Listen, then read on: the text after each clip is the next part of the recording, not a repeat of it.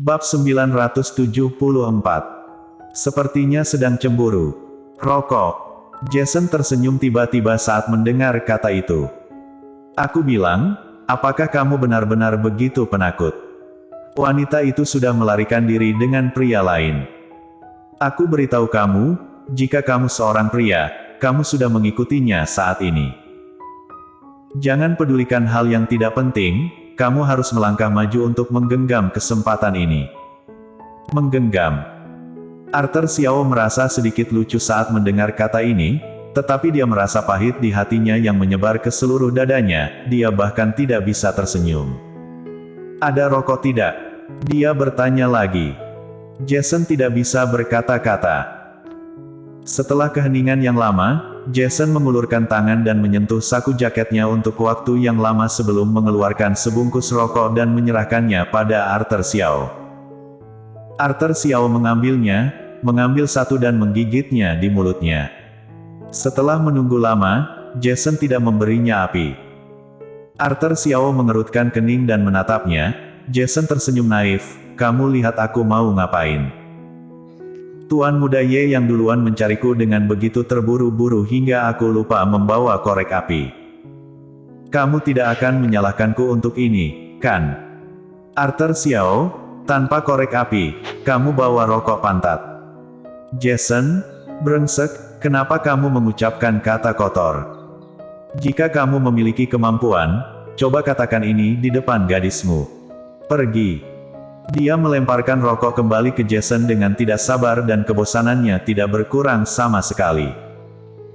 Sebaliknya, dia menjadi lebih mudah marah karena tidak mendapatkan hal yang dia inginkan. Jason berbeda darinya, dia mengambil rokok itu sambil tersenyum, lalu menyimpannya. Tidak ada gunanya kamu marah padaku. Yang pertama, aku bukan saingan cintamu, yang kedua aku bukan musuhmu. Ketiga, aku adalah saudara paling baik yang sudah membantumu. Kamu tidak berterima kasih padaku malah memarahiku. Arthur Xiao tidak berbicara, tetapi menekan bibirnya dengan erat. Jason tiba-tiba datang pada saat ini dan menatapnya dengan hati-hati. Arthur Xiao sedikit mengernyit dan memperhatikan bahwa dia menatap bekas luka di wajahnya. Ekspresi wajahnya tiba-tiba berubah. Apa yang kamu lakukan? Dia bertanya dengan dingin lalu memalingkan wajahnya dan menyembunyikan bekas lukanya yang mengerikan dalam hatinya. Padahal, luka ini tidak begitu penting baginya jika dia tidak menyukai seseorang. Sebenarnya bekas luka ini tidak sakit baginya dulu. Tapi sekarang, setelah Arthur Xiao menoleh, Jason sepertinya segera melihat isi pikirannya dan mencibir, apakah aku salah melihatnya? Kamu tidak berani membiarkanku melihat bekas lukamu. Aku bilang saudaraku, kamu tidak mengungkapkan isi hatimu karena bekas luka ini. Tidak, tidak. Arthur Xiao menyangkal dengan cepat. Jason menyipitkan matanya sedikit, bola matanya berputar cepat dan tersenyum setelah beberapa saat. Apakah kamu tidak tahu bahwa penyangkalan ganda sama dengan penegasan? Arthur Xiao meliriknya, lalu membuka pintu dan keluar dari mobil kemudian menyerahkan kunci mobil kepada Jason. Kenapa? Kamu memarahiku karena telah mengatakan isi pikiranmu yang sebenarnya.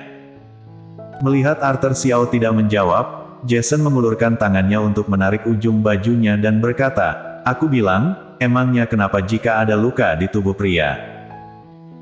Kita sudah berada di era di mana pria dan wanita itu seimbang, mana ada pria yang tidak punya luka, jika semua pria sama sepertimu yang begitu penakut, maka mereka tidak perlu menikahi seorang istri kan? Jason, perkataanmu benar-benar sangat banyak hari ini. Hal-hal ini tidak ada hubungannya denganmu, jadi jangan memedulikan hal ini lagi.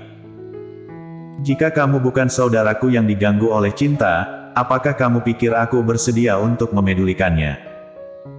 Baiklah, aku hanya punya waktu untuk mengatakan beberapa patah kata denganmu hari ini.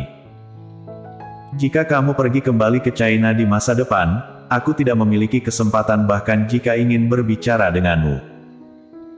Kamu bisa memperlakukanku seperti orang bawel hari ini, tapi apa yang aku katakan padamu itu serius, kamu dipersilakan untuk bertanya lagi padaku.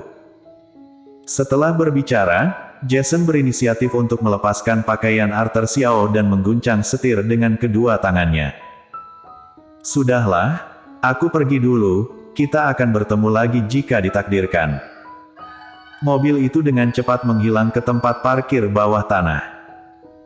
Arthur Xiao menatap tempat di mana mobil yang hilang telah diparkir untuk waktu yang lama dan kemudian menutup matanya dengan lelah.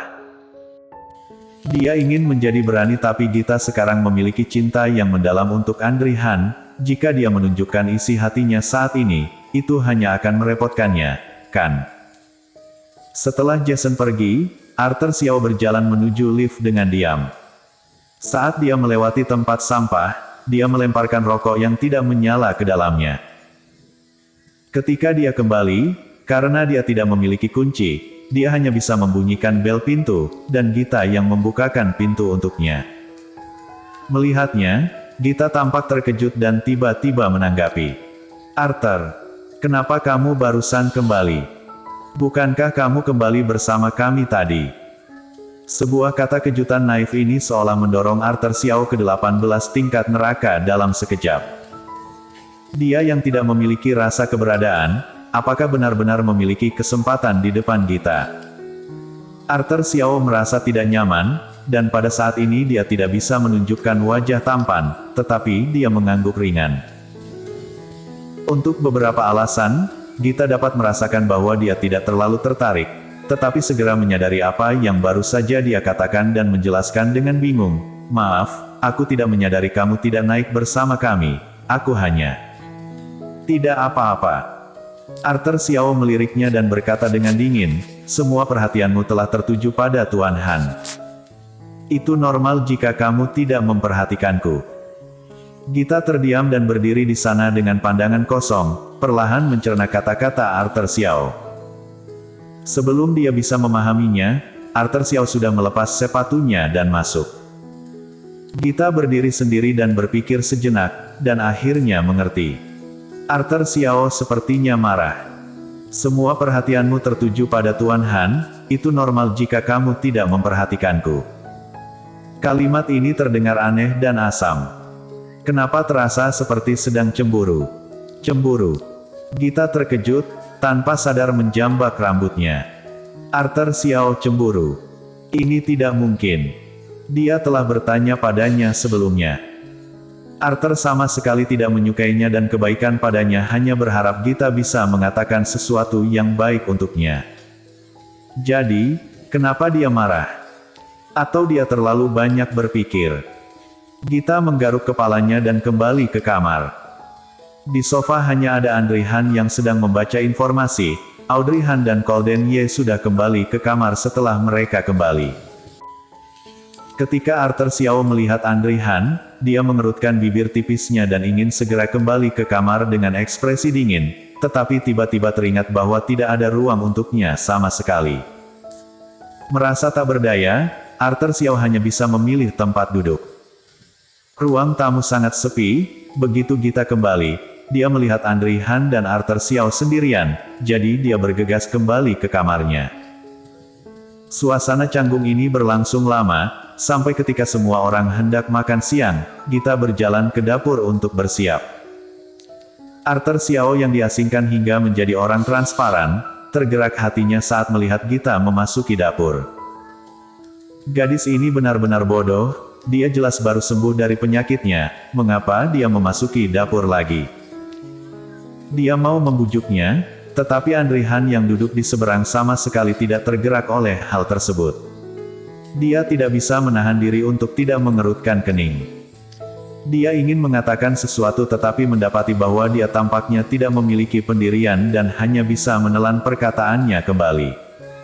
Bersambung.